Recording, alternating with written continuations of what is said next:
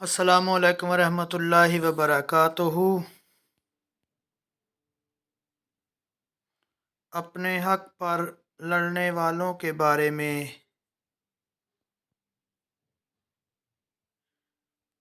حضرت ابو ہریرہ سے روایت ہے کہ ایک آدمی پیارے نبی کریم صلی اللہ علیہ وآلہ وسلم کے پاس آیا اور اس نے عرض کیا: اے اللہ کے رسول صلی اللہ علیہ وآلہ وسلم، یہ بتائیے، اگر کوئی آدمی زبردستی میرا مال لینے کی نیت سے آئے تو میں کیا کروں؟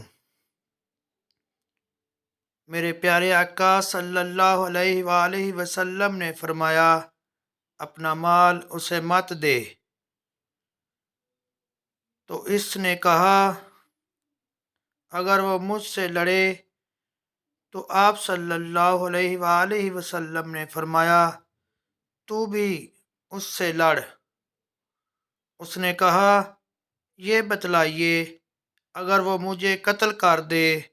تو آپ صلی اللہ علیہ وآلہ وسلم نے فرمایا: پس تو شہید ہے۔